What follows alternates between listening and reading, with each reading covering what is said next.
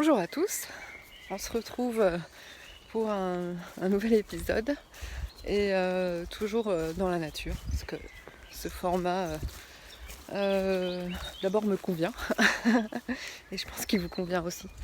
Donc on va continuer là-dessus.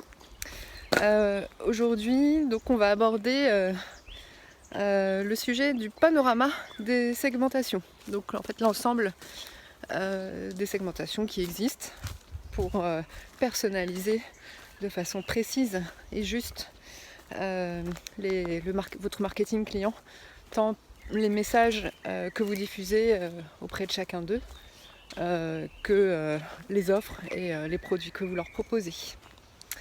Alors dans la segmentation client, il y a beaucoup de façons de segmenter.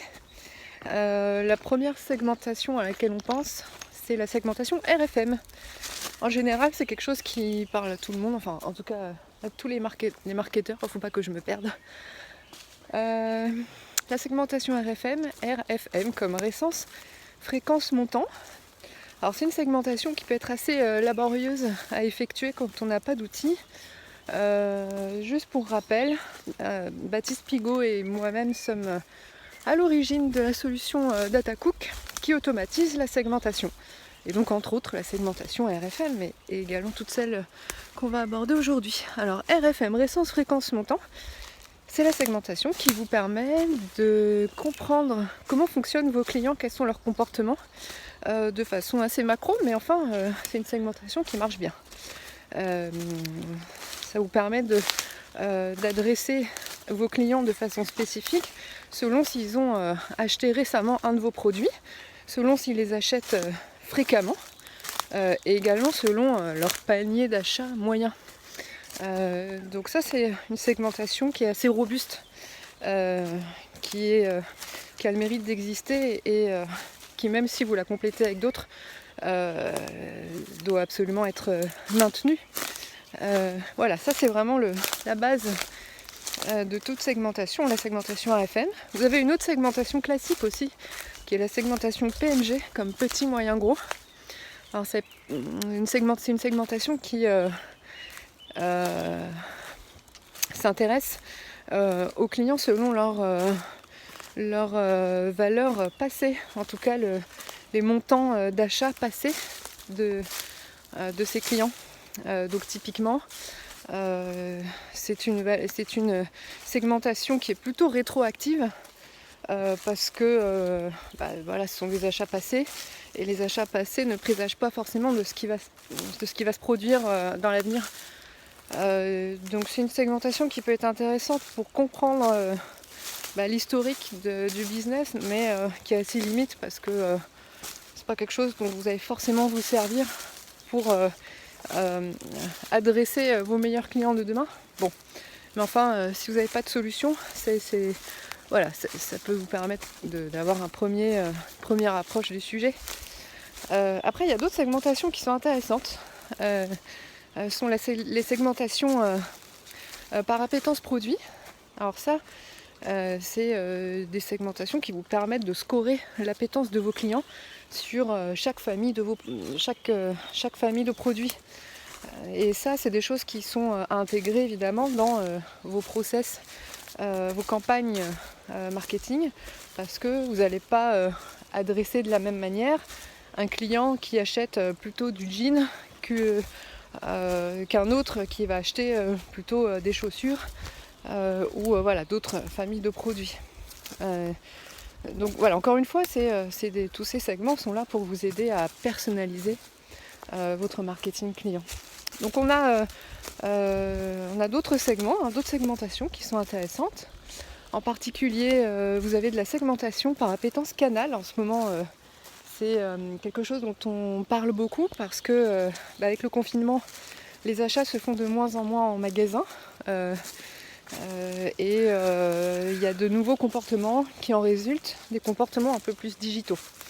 Donc là encore, c'est des segmentations qui sont nécessaires parce que l'appétence canal, le scoring de chacun de vos clients sur leur appétence à chaque canal vous permettra de les adresser de la bonne manière, soit par téléphone si c'est le canal qu'ils préfèrent, soit par email, soit par courrier. Je pense à tout le secteur de la vente par correspondance, qui fonctionne beaucoup par catalogue, par papier. Ça coûte super cher. Et l'enjeu, c'est de comprendre quels sont parmi l'ensemble de clients et clientes, celles et ceux qui se digitalisent. C'est pas la peine d'envoyer un catalogue papier à quelqu'un qui est parfaitement digitalisé et qui aura le même taux de réponse de comportement avec un mail ou avec un catalogue.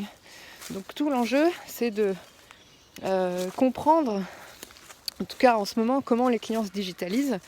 Et ça, c'est des choses qui se font avec le score d'appétence canal. Voilà. Qui est également implémenté donc, dans la solution DataCook. Alors il y a d'autres segmentations. Donc c'est des segmentations qui sont encore une fois liées au comportement client. Donc c'est la segmentation par taux de fidélité. Vous allez avoir dans l'ensemble de vos clients certains d'entre eux qui sont particulièrement fidèles à votre enseigne, qui vont réacheter de manière très fréquente dans votre réseau ou dans vos magasins ou sur vos sites e-commerce. Et cela, c'est très important de les identifier. Alors pour quelle raison ? Parce que il faut que vous sachiez lesquels sont générateurs de business. Il faut que vous les adressiez de façon particulière et personnalisée, encore une fois. Hop, une branche. Pour vous assurer qu'ils continuent à être fidèles chez vous. Et par ailleurs, à anticiper si jamais il y a une baisse d'achat, même si elle reste un peu plus fréquente que la normale, chez un client fidèle, il faut s'en préoccuper. Donc c'est important d'identifier parmi vos clients lesquels font partie de ce segment pour leur proposer des offres qui sont bien spécifiques, des messages bien spécifiques. Et puis aussi, on en parle en ce moment assez souvent, reconnaître leur fidélité. Un client fidèle, il attend que la marque le reconnaisse. Alors en particulier, s'il a souscrit une carte de fidélité. C'est des choses qu'on retrouve dans différents secteurs, dans le secteur de l'hôtellerie en particulier. Et de façon générale, on en discutait aussi dans le secteur des cosmétiques, c'est aussi valable. Voilà, donc cette segmentation a cet intérêt-là particulier. Une autre segmentation qui peut être aussi intéressante, c'est la segmentation par le risque de churn. Alors ça, on est un petit peu à l'opposé de la chaîne. Sont des clients qui sont actifs, et puis d'un seul coup, vous allez capter des signaux comme quoi possiblement ce pôle de clients-là, ou ce client-là, est en train de quitter votre navire. Donc ça, c'est des démarches qui sont importantes parce que plus tôt vous avez ce signal et plus en amont en fait vous le traitez et plus vous avez de chances de le conserver. Donc ça, c'est clairement une question d'anticipation, c'est la prédiction du churn de vos clients. Donc là encore, il faut... Alors soit vous avez une équipe data qui vous produit ça et que vous pouvez activer de façon simple, ou alors effectivement une solution comme celle de DataCook où vous pouvez adresser de façon très très rapide, en tout cas en un seul clic, ces clients-là, ces clients en risque de départ. Donc ça, il faut tout donner pour les rattraper. On sait qu'un nouveau client, c'est très très cher à conquérir, alors que de garder un client, ça coûte 5 fois moins cher. Donc voilà, c'est quand même intéressant de se donner un petit peu, de se donner à fond même sur ce point. Et en l'occurrence, pour ce type de comportement, quand vous voyez qu'il y a des signaux possiblement de churn, de proposer des offres très importantes commercialement, des rabais forts, en tout cas un geste fort pour que votre client reste. Voilà. En parallèle de ça, vous avez encore d'autres segmentations qui peuvent être intéressantes. Alors je pense notamment à la segmentation par la valeur future notamment. Qu'est-ce que c'est ? La segmentation par la valeur, c'est comprendre ou plutôt identifier la valeur que vous apporte chaque client. La valeur, c'est quoi ? C'est le chiffre d'affaires généré par l'ensemble des achats de chaque client. tout cas individuellement. Soit cette valeur, vous pouvez la calculer du premier achat jusqu'à aujourd'hui, mais le plus intéressant, c'est d'avoir cette valeur future. Alors la valeur future, c'est quoi? C'est identifier le chiffre d'affaires global qu'un client va vous rapporter sur l'ensemble de son cycle de vie auprès de votre enseigne. Ça par contre c'est plus compliqué à calculer. Donc soit vous avez une équipe data qui est d'accord pour passer beaucoup de temps sur ce sujet. C'est le nerf de la guerre de beaucoup d'entreprises. Nous on a travaillé pour la Française des Jeux sur ce sujet. Bon évidemment il y a beaucoup d'autres secteurs, surtout en ce moment, qui vont être intéressés par ce segment-là. Il s'agit de segmenter vos clients par leur valeur future pour identifier qui parmi eux sont vos meilleurs clients de demain. Ça c'est un point clé. Encore une fois, DataCook le propose également. Donc en une seconde, vous avez l'ensemble, enfin la liste de tous vos clients qui appartiennent au segment meilleurs clients de demain. Et c'est des segments que vous pouvez activer de façon très pratique lorsque tout cela est automatisé. Voilà, c'est un score qui vient identifier cette valeur future en fonction du comportement de toutes les données passées du client et des modèles qui sont implémentés dans la solution. Donc ça permet quoi? Eh bien, ça permet d'identifier dans l'ensemble de vos clients lesquels il faut absolument garder. Absolument garder, c'est votre business de demain. Et donc sur ce pôle-là, vous devez engager des actions marketing, alors des campagnes, des offres, ce que vous avez à disposition. Je dirais même que c'est potentiellement le segment de clients qui est dans votre ligne de mire pour les mois à venir, compte tenu des événements qui se sont produits. Voilà, donc ça fait partie des segments, on va dire, les plus en vogue en ce moment. Il y en a d'autres. Alors je pense notamment au segment par les moments de vie. Alors les moments de vie, c'est quoi? C'est un déménagement, une naissance, un départ en retraite. Alors pour refaire le point sur le déménagement, eh bien, vous avez un certain nombre de secteurs d'activités qui sont intimement liés au déménagement. Alors quel secteur je pense en particulier?